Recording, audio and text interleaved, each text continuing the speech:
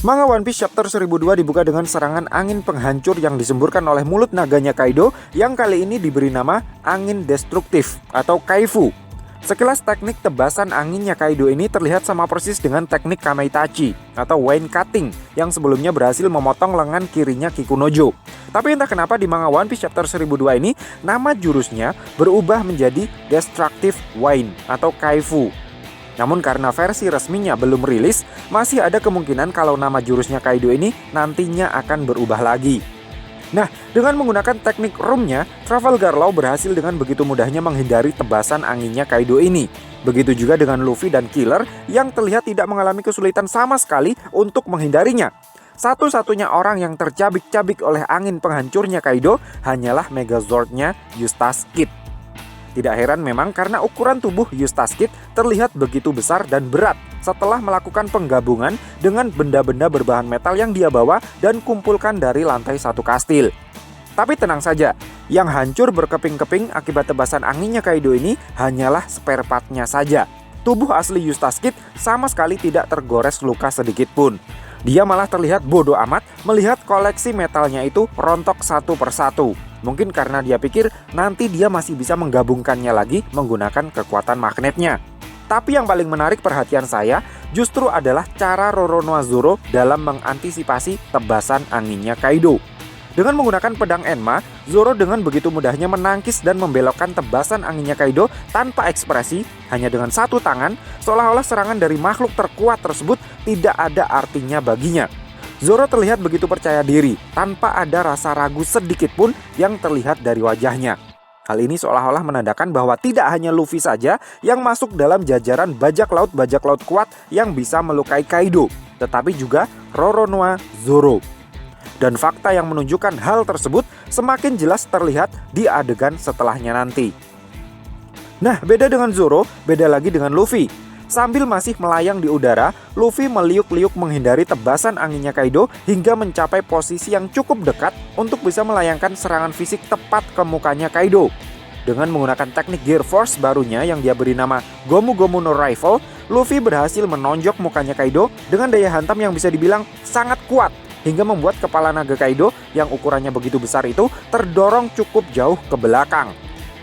Momen mengenaskan tersebut kemudian dimanfaatkan oleh Eustace Kid untuk melakukan smackdown kepada Kaido. Setelah mengumpulkan kembali besi rongsokan yang tadi sudah berserakan untuk menciptakan lengan mekanik super besar, dengan cepat Kid langsung memegang leher naga Kaido, menariknya ke belakang, kemudian meneplekkannya dengan sangat keras hingga touchdown dengan sangat cantik di lantai atap kastil Onigashima. Sehabis terkena teknik smackdownnya Eustace Kid yang dia beri nama Gibson Slam, beberapa sekrup di kepala naga Kaido sepertinya ada yang lepas, membuatnya semakin murka untuk kemudian mencoba mencaplok Trafalgar Law yang kebetulan berada di dekat mulut lebarnya. Serangan membabi buta semacam itu tentu saja bisa dihindari dengan mudah oleh pimpinan kelompok bajak laut hati tersebut. Trafalgar Law pun kemudian berpindah posisi menggunakan roomnya agar bisa lebih mendekat ke bagian dadanya Kaido, ke bagian tubuh Kaido yang terdapat bekas luka silangnya Kozuki Oden. Law bilang, dia memang belum pernah membedah organ dalam seekor naga, tetapi menurut prediksinya, posisi jantung naga pasti ada di dekat tempat dia sedang berdiri. Dengan menggunakan teknik Gamma Knife, Trafalgar Law kemudian menusuk lokasi yang dia perkirakan sebagai lokasi tempat jantung naga Kaido berada tersebut. Sontak Kaido langsung berteriak kesakitan akibat serangan pisau bedahnya Trafalgar Law ini. Sebenarnya, tanpa pernah membedah perut seekor naga sekalipun, sangat wajar jika Trafalgar Law tahu di mana kira-kira posisi jantung naga Kaido berada.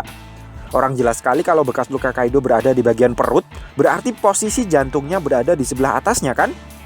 Nah, setelah terkena serangan bertubi-tubi dari ketiga kapten bajak laut generasi terburuk tersebut, ada satu kalimat yang menurut saya cukup menarik yang keluar dari mulut Kaido. Kaido bilang, "Bajirut, kalian bisa menembus ilmu kebalku. Ternyata kalian semua datang bukan sekedar untuk cari mati saja." Hah? Kata-kata yang keluar dari mulut Kaido ini jelas mengisyaratkan kalau serangan-serangan yang sudah dilancarkan oleh Luffy, Kid, dan Law barusan benar-benar memberikan damage kepada tubuh Kaido, meskipun mungkin masih tidak terlalu parah. Padahal, konon katanya, kulit tebalnya Kaido hanya bisa ditembus oleh seorang pengguna Ryuo sekelas Kozuki Oden. Anak-anak yang sedang main bajak lautan semacam Kid dan Luffy yang menguasai Haushoku Haki bahkan sebelumnya tidak berhasil menggoreskan sedikit pun luka di kulit Kaido. Tapi sekarang, sambitan pisau bedahnya Trafalgar Law pun bisa membuat Kaido berteriak kesakitan, bahkan sampai terlihat ada sedikit darah segar keluar dari mulut naga Kaido.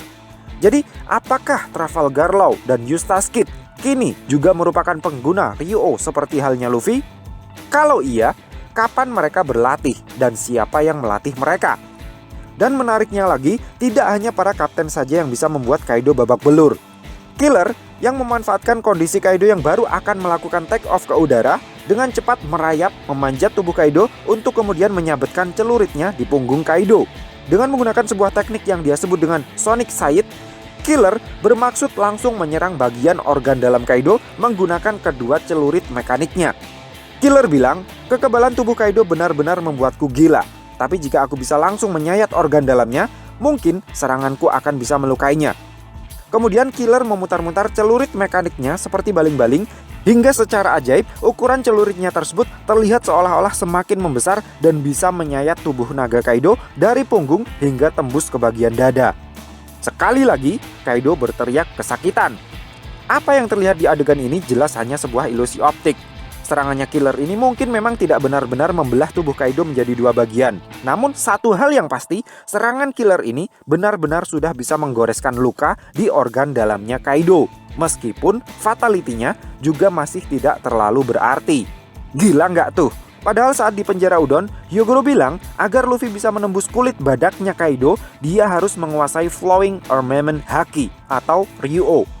Jika Luffy bisa menguasai Ryuo hingga level yang cukup langka, dia baru akan bisa langsung melukai organ dalam musuhnya tanpa merusak bagian luar tubuhnya.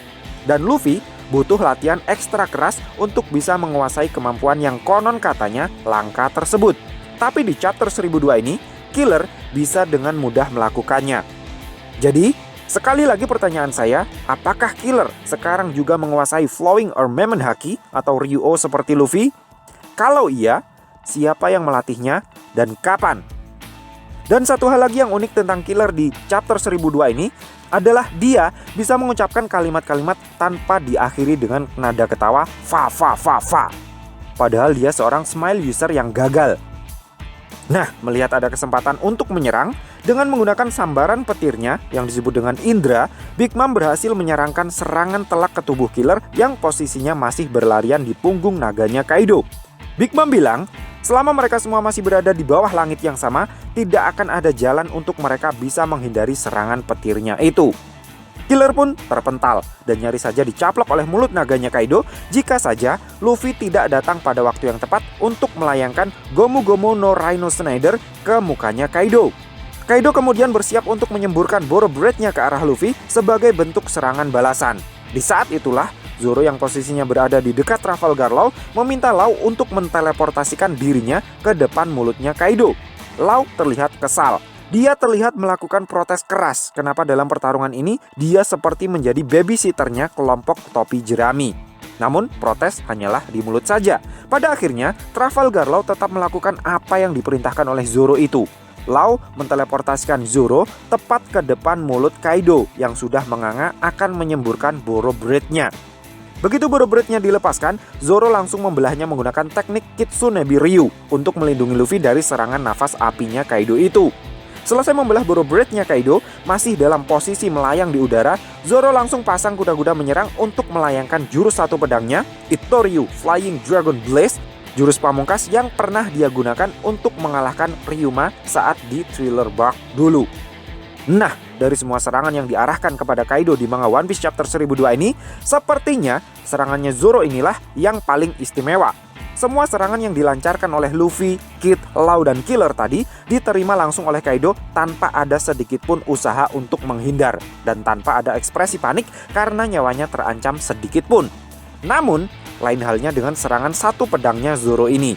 Begitu melihat Zoro sudah pasang kuda-kuda untuk memenggalnya, muka Kaido langsung terlihat kaget. Dan Big Mom yang dari awal hanya terbang mengawasi dari langit sambil menertawakan tingkah pola Kaido, langsung berteriak memperingatkan Kaido untuk menghindari tebasan pedangnya Zoro. Untuk pertama kalinya sejak dikeroyok secara berjamaah di atas atap kastil Onigashima, Kaido menghindar dari serangan lawan. Tebasan pedangnya Zoro pun meleset. Bukan kepala naga Kaido yang berhasil dia tebas, melainkan hanya salah satu tanduk kastil Onigashima saja yang dia tumpulkan menggunakan pedangnya. Kaido bilang, kenapa ada aura Oden yang muncul dari pedang itu? Nah, apa yang terjadi di sini menurut kami sudah semakin menegaskan dua hal sekaligus. Pertama, Kaido benar-benar takut dengan Kozuki Oden, karena apapun yang berhubungan dengan Oden bisa membuat Kaido merasa was-was. Kedua, dari semua serangan yang diarahkan kepada Kaido selama pertarungan di atas atap kastil Onigashima, sejauh ini hanya serangan Itoryu-nya Zoro saja inilah yang paling membahayakan nyawanya Kaido. Dibuktikan dengan tindakan antisipasi Kaido yang lebih memilih untuk langsung menghindar ketimbang mencoba untuk merasakan dulu sensasinya seperti serangan yang sebelum-sebelumnya. Dengan kata lain, selain Luffy, Zoro juga punya kans yang cukup besar untuk bisa menghabisi Kaido. Sayangnya, serangan yang dilakukan oleh Roronoa Zoro ini sepertinya menguras begitu banyak energinya, sehingga Zoro yang sejak awal terkesan paling hati-hati dalam pertarungan ini justru harus menelan pil pahit setelah dirinya juga ikut tersambar serangan petirnya Big Mom. Uniknya, petir yang menyambar Killer dan Zoro ini ternyata bukan berasal dari Zeus. Dan uniknya, dua orang yang tersambar oleh petirnya Big Mom ini, kedua-duanya juga bukan kapten dari kelompok bajak laut yang bersangkutan. Kedua-duanya hanyalah tangan kanan dari sang kapten. Nah, awan mendung yang sejak awal chapter terus menutupi langit Onigashima ternyata adalah bagian dari akumulasi awan petirnya Big Mom. Dan Big Mom yang sejak awal hanya terbang melayang-layang di langit ternyata bukan tanpa tujuan. Setelah setrum yang dibutuhkan tercharge penuh, Big Mom kemudian melayangkan serangan hujan petir bervoltase tinggi yang dia sebut dengan Heavenly Dominion Shiva's Wrath. Dan yang lebih unik lagi, tidak ada satupun orang yang bisa menghindari serangan petirnya Big Mom ini, karena petirnya Big Mom ini adalah juga seekor humis. Dia akan terus mengejar targetnya sampai dapat, seperti cara kerja sebuah peluru kendali. Eustace Kid saja yang awalnya berpikir kalau dia bisa menahan serangan petirnya Big Mom tersebut menggunakan lengan mekaniknya agar tidak sampai menyentuh tubuh aslinya, harus menelan kenyataan pahit kalau ternyata petirnya Big Mom tersebut bisa berbelok dan mencium mukanya dengan cipokan yang sangat hot. Nah, dikala Big Mom berpikir kalau semuanya sudah selesai, Luffy dengan tanpa lecet sama sekali terbang mendekat untuk bikin perhitungan kepadanya. Big Mom begitu terkejut. "Tobi jerami, kenapa kamu tidak matang setelah tersambar petirku?" Dengan enteng Luffy menjawab, "Aku adalah manusia karet. Kau harus membayar semua yang sudah kau lakukan terhadap Zoro dan yang lainnya." Muka Big Mom terlihat pucat pasi mendengar penjelasan Luffy. Tidak hanya keringat dingin saja yang terlihat menetes melunturkan make up-nya, tetapi seseruput ingus juga terlihat keluar dari salah satu lubang hidungnya. Adegan ini pun langsung mengingatkan saya dengan adegan kocak saat pertama kali Luffy bertarung melawan Enel di Skypiea. Muka paniknya Big Mom ini terlihat sangat mirip dengan mukanya Enel yang cengoh begitu mengetahui kalau tubuh Luffy kebal terhadap sambaran petir. Saya tidak begitu heran dengan kejadian ini karena hal serupa sudah pernah terjadi sebelumnya. Yang saya heran adalah adegan setelahnya. Setelah Luffy mengkuliahi Big Mom kalau sambaran petir tidak mempan terhadap manusia karet, tanpa aba-aba, Kaido langsung menyemburkan Boroblade-nya ke arah Luffy. Dan sama halnya dengan sambaran petirnya Big Mom, semburan apinya Kaido pun ternyata juga tidak mempan terhadap Luffy. Padahal logikanya, karet akan meleleh jika terkena panas yang begitu kuat. Namun penjelasan Luffy begitu sederhana. Luffy bilang, "Gak masalah, ini hanya soal nyali." What the heck is that? Hanya karena nyali yang begitu kuat, karet bisa tidak meleleh terkena samburan api. Jangan-jangan hanya karena nyali ini pula lah tubuh karet Luffy sekarang juga tidak akan bolong jika terkena tinju magmanya Akainu. Atau sebenarnya ada penjelasan lain. Hanya saja IQ Luffy tidak cukup tinggi untuk menjelaskannya dalam bahasa yang lebih akademis. Dugaan saya, ini semua berkaitan dengan Busho Shokuhaki atau Ryuo. Dengan kata lain, tubuh Luffy saat ini juga sudah sampai pada taraf ilmu kebal yang sama dengan tubuhnya Kaido dan Big Mom. Sehingga serangan-serangan fisik yang tidak diimbiu dengan Ryuo tidak lagi mempan terhadapnya.